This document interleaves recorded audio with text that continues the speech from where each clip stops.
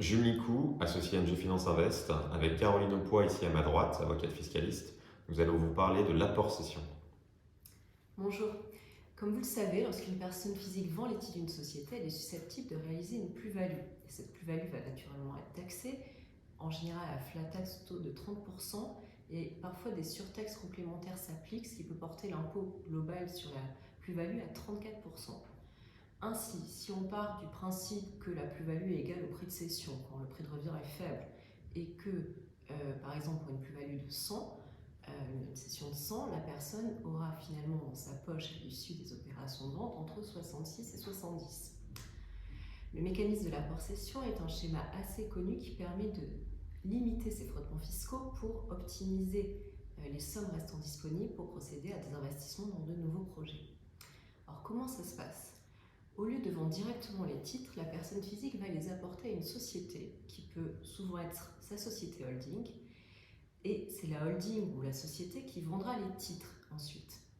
Au moment de l'apport, la personne physique va réaliser une plus-value, mais cette plus-value va être placée en report, c'est-à-dire qu'elle ne va pas être imposable tout de suite, mais qu'elle pourra devenir imposable si certains événements se produisent par la suite. Au niveau de la holding, si on réalise l'opération alors qu'un acquéreur est déjà identifié, donc juste avant la vente, la holding aura reçu des titres qui avaient une certaine valeur et les revendra pour la même valeur. En général, dans ce genre de scénario, elle ne réalisera donc pas de plus-value et n'aura dès lors pas à payer d'impôt en l'absence de plus-value. Ainsi, pour une cession des titres pour 100, la holding disposera de 100 de liquidités disponibles pour des nouveaux projets. Revenons au niveau de la personne physique. Pour elle, comme on l'a vu, elle a réalisé une plus-value lors de l'apport. Cette plus-value a été placée en report. Mais la cession par la holding des titres dans un délai de moins de 3 ans après l'apport est susceptible de faire tomber son report. Cela serait particulièrement embêtant puisque la personne physique aurait à payer l'impôt sur la plus-value placée en report, mais ne disposerait pas de liquidité pour le faire, puisqu'en effet c'est la holding qui encaissait le prix de vente. Mais naturellement, le législateur a prévu un dispositif qui permet de maintenir le report. Pour ce faire, il faut que la holding s'engage à réinvestir le 60% du prix de vente des titres dans un délai maximum de 2 ans après la cession. Cela permet de maintenir le report au niveau de la personne physique et donc de décaler encore l'imposition de la plus-value, par exemple le jour où la personne cédera les titres de la holding, et à ce moment-là, effectivement, elle disposera des liquidités pour payer l'impôt. Donc maintenant, il faut voir quels sont les types d'investissements éligibles, c'est-à-dire la holding doit donc s'engager à investir au moins 60% du prix de vente dans des actifs éligibles dans un délai maximum de 2 ans, et il y a 4 grandes catégories d'actifs éligibles. La première, c'est d'acheter directement un actif qui pourra donner lieu à exploitation pour une activité opérationnelle. Ça peut être des machines-outils, ça peut être un fonds de commerce, c'est assez varié. Et donc c'est pour une activité qui s'exercerait directement dans le cadre de la société elle-même.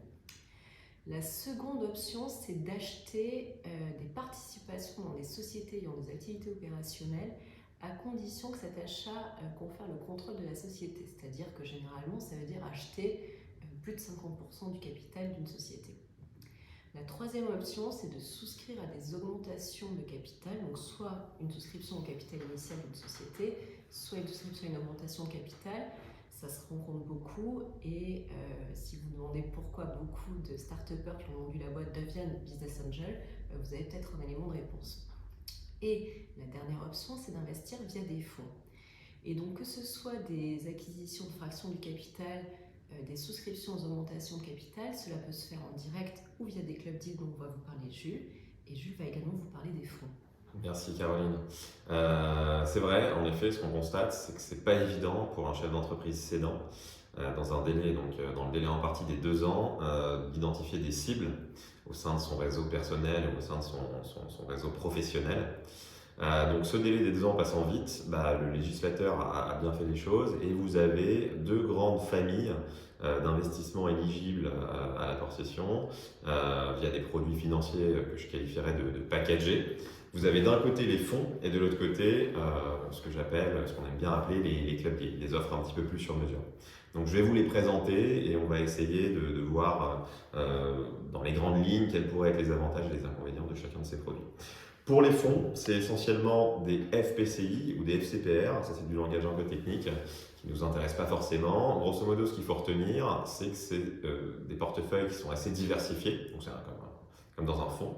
Vous avez entre 15 et 30 participations, ce qui permet au client final, au chef d'entreprise cédant, de diluer au maximum son risque et de ne pas mettre tous ses œufs dans le même panier.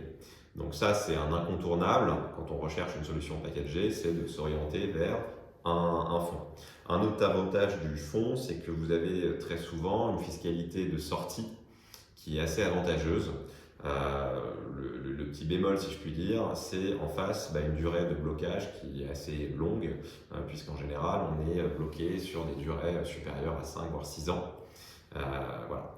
D'un point de vue rendement, la plupart des fonds ont des structures de frais qui peuvent être qualifiées par certains de nos clients comme un petit peu lourdes.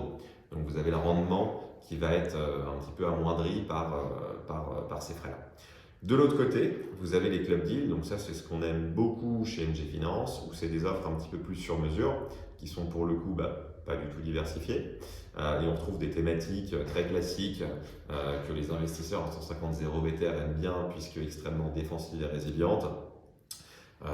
L'hôtellerie classique, l'hôtellerie de plein air, tout ce qui touche à l'immobilier via le financement de promoteurs immobiliers ou le financement de marchands de biens. Là, vous avez en général des rendements qui sont un petit peu plus conséquents que sur des fonds, puisque vous avez des frais qui sont moins élevés.